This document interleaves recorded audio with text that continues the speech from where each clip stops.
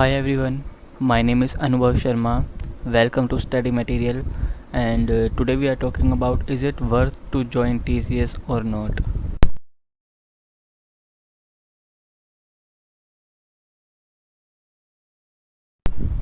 So basically it is an Indian based MNC and जहाँ तक मेरी नॉलेज है इंडिया के हर स्टेट्स में इनके ऑफिसेस है. मेरी जो बेस लोकेशन है वो पुणे की है. So if we talking about in terms of infrastructure, then I will say TCS has a good infrastructure.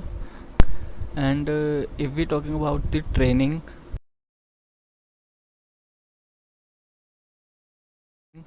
तो TCS में ट्रेनिंग ऐसा नहीं है कि किसी की 15 दिन है, किसी की 6 मंथ्स है. तो ऐसा नहीं है कि सभी की 6 मंथ्स की होगी या सभी की 3 मंथ्स की होगी.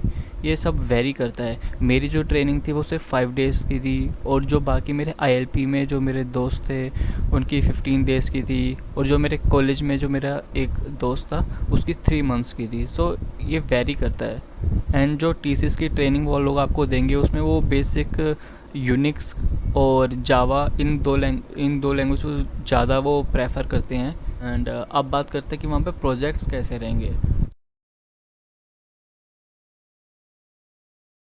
तो वहाँ पर जैसे कि मैंने बताया कि MNC कंपनी है. सो यहाँ पर हर टेक्नोलॉजी हर लैंग्वेज पर काम होता है. मैं पाइथन बैकग्राउंड से हूँ.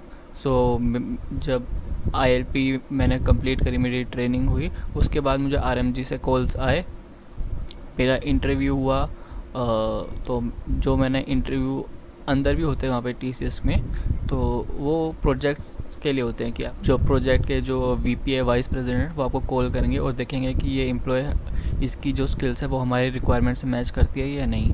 तो मेरा हुआ था जिस अकाउंट में, तो उन्होंने मुझे डेवलपमेंट का बोला था कि we will give you offer you development project. मेरा जो कुलीग था उसने मुझे मना किया था कि यहाँ पर जो है वो ऑलमोस्ट सपोर्ट के एंड टेस्टिंग के प्रोजेक्ट है. तो हमारे पास एक ऑप्शन होता है BGC इनिशिएट करने का. अगर आप वो BGC इनिशिएट नहीं करें, वो आपकी मर्ज़ी है, वो आपको फोर्स नहीं कर सकते अकाउंट वाले. अगर आपने इनिशिएट कर दिया एक बार तो फिर आप वो अकाउंट में आप टैग हो जाओगे. तो मैंने वो इनिशिएट कर दिया था. तो जब मैं अंदर गया तो उन्होंने मुझे बोला कि आपको पहले टेस्टिंग में काम करना होगा ताकि आप उस प्रोजेक्ट को तब समझे. तो फिर उन्होंने मुझे मैनुअल टेस्टिंग दी. एंड फिर उसके बाद एक जो हमारी टीम में जो एक मेंबर था वो छोड़ के चला गया, और उसका 1 मंथ का नोटिस पीरियड था. तो मैं वहाँ पर नया नया था, तो फिर इसलिए उन्होंने मुझे उसकी जगह सपोर्ट में डाल दिया. सो अभी मैं TCS में एज अ सपोर्ट में काम कर रहा हूँ, जो कि बहुत ही सुनने में काफ़ी वियर्ड लगता है. बट TCS में आपने भी शायद सुना ही होगा कि 80 to 90% जो प्रोजेक्ट्स होते हैं यहाँ पर सपोर्ट एंड टेस्टिंग के ही रहते हैं. खाली 10% यहाँ पर डेवलपमेंट होती है. जनरली फ्रेशर्स को तो ये लोग सपोर्ट या टेस्टिंग के ही प्रोजेक्ट्स देते हैं. सो अभी जैसे मेरे को सपोर्ट में दिया हुआ है काम, अभी मेरे को जंप करना है एक प्रोजेक्ट से दूसरे प्रोजेक्ट में, या फिर इस अकाउंट से दूसरे अकाउंट में. तो उसका क्या प्रोसीजर है.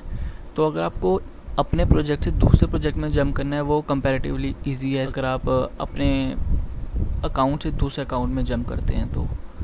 तो अगर आपको अपने प्रोजेक्ट से दूसरे प्रोजेक्ट में जंप करना है, किसी वजह से आपको अपना प्रोजेक्ट अच्छा नहीं लग रहा, तो आप उसके लिए मैनेजर से बात कर सकते हैं. एंड अगर आपको अपने अकाउंट से दूसरे अकाउंट में जाना होता है तो उसके लिए आपको 3 लोगों की अप्रूवल चाहिए होती है. एक मैनेजर की, एक टीम लीड की, और एक डिलीवरी पार्टनर की. तो वो तो मुझे तो नहीं मिली. मुझे मैनेजर ने और टीम लीड दोनों ने मना कर दिया कि there is no question of releasing you.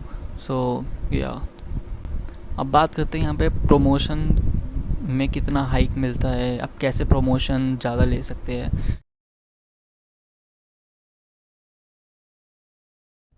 तो नॉर्मली यहाँ पर जो हाइक रहता है वो बहुत कम रहता है, 4 to 5% इतना ही रहता है बस. एंड यहाँ पर एक अच्छी बात यह है कि यहाँ पर एक एग्ज़ाम होता है, डिजिटल विंग्स 1 का एग्ज़ाम. अगर आपने वो एग्ज़ाम क्लियर कर दिया तो आपकी जो सैलरी है वो डबल हो जाएगी. आप एज अ फ्रेशर यहाँ पे 3.36 LPA में आते हैं, एंड वो आपकी सैलरी डबल हो जाती है कुल 7.50 lakhs पर annum के आसपास. तो ये एक बहुत अच्छा है. अब नेक्स्ट क्वेश्चन ये उठता है कि TCS में कुछ सीखने को मिलता है या नहीं मिलता.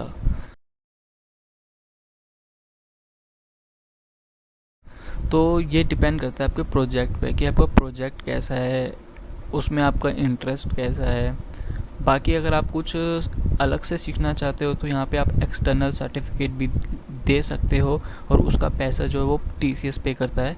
यहाँ पे आपको फ्रेस्को पे कोर्सेज और यूडीमी का आपको फुल एक्सेस मिलता है। आप कोई भी कोर्स उसमें उठा के पढ़ सकते हैं, एग्ज़ाम्स दे सकते हैं। So let's talk about the merits and demerits of joining TCS।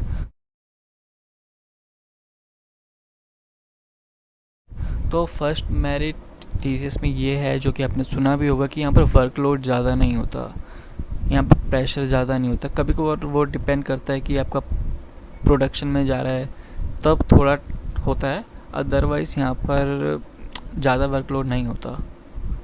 जो सेकंड मेरिट है वो है यहाँ पे आपको लीव्स मिल जाती है। लीव्स के लिए मैनेजर जनरली अप्रूव कर देते हैं। कभी कभार अगर किस्मत ख़राब हो तो मैनेजर अच्छा ना हो तो बात अलग है, बट जनरली आप TCS में आपको लीव्स मिलती है अच्छी। एंड थर्ड पॉइंट इज़ यहाँ पर फायरिंग नहीं होती। TCS is like a government company, मतलब कि IT कंपनी में ये एक गवर्नमेंट कंपनी मानी जाती है, जहाँ पर आपकी जनरली फायरिंग होती ही नहीं है। बहुत कम केसेस होते हैं जिनमें TCS अपने एम्प्लॉय को फायर करता है। अब बात करते हैं इसके डिमेरिट्स की। तो ऐसा नहीं है कि आपको जावा में आपको स्प्रिंग हाइबरनेट की नॉलेज है तो ये आपको जावा के ही प्रोजेक्ट में डालेंगे, या आपको पाइथन में मशीन लर्निंग या कुछ आता है, या आपको जेंगो आता है तो वो आपको उसी प्रोजेक्ट में एलोकेट करेंगे। ऐसा नहीं है। जहाँ पर आप इनको रिक्वायरमेंट लगेगी ये आपको उठा लेंगे। बस ये देखेंगे कि आपको जावा आता है तो जावा में उठा कर रख लेंगे अपने पास, और वो जावा में आपसे टेस्टिंग करवा सकते हैं या कुछ भी करवा सकते हैं, या सपोर्ट में भी डाल सकते हैं। दूसरा डिमेरिट ये है जो मेरे साथ हुआ था, कि ये मैनेजर आपको बोलेंगे कि we will give you development project, we will give you automation project, but जब आप वहाँ पे अंदर काम करते हो तो वो आपको मैनुअल में ही रहते हैं। जब आप मैनेजर से बात करते हो कि मुझे ऑटोमेशन का नहीं मिल रहा है, तब वो आपको आकर ये बोलेंगे कि आपके पास स्किल्स को एनहेंस करो आप, या फिर जो भी कोई चीज़ मैनुअली आप कर रहे हो उसको खुद ऑटोमेट करके दिखाओ। अगर आप ऑटोमेट कर दोगे तो हम आपको ऑटोमेशन का काम देना स्टार्ट कर देंगे, otherwise you have to learn how to automate.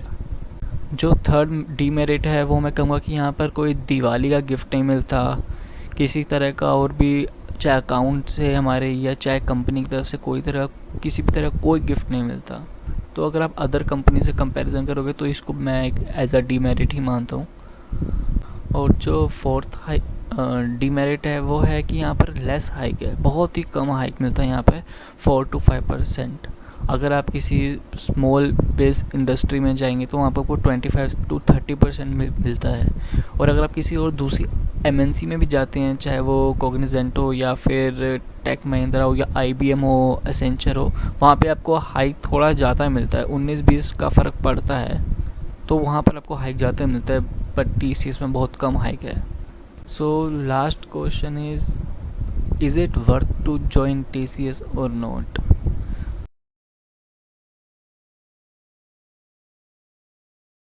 So in my opinion, अगर आपने अपनी BTech के या BCA के ईयर्स कंप्लीट कर लिया, अब आप कॉलेज से बाहर आ गए हो और आप काफ़ी 2-3 महीने या 4-5 महीने आप घर में बैठे हो और आपको अगर TCS से कॉल है, then I will suggest you to join TCS। अगर आपके पास स्किल्स है अच्छी, आपके पास डाटा स्ट्रक्चर अच्छा है, या आपको एक पर्टिकुलर टेक्नोलॉजी में ज़्यादा नॉलेज है, या आपको ML अच्छे से आता है, आपको स्प्रिंग हाइबरनेट की अच्छी नॉलेज है, और किसी स्मॉल स्केल इंडस्ट्री से आपको ऑफ़र आता है, then I will suggest you to join that small scale industry rather than joining TCS। क्योंकि TCS में आपको एक छोटे से टूल पे काम करवाया जाएगा और स्मॉल स्केल इंडस्ट्री में आपको सब कुछ स्क्रैच से बताया जाएगा। तो लर्निंग कैपेबिलिटी के हिसाब से देखा जाए तो small scale industries better than MNCs। So yeah, thanks, bye. For more updates, subscribe to our channel. Click the show links and enjoy watching the videos.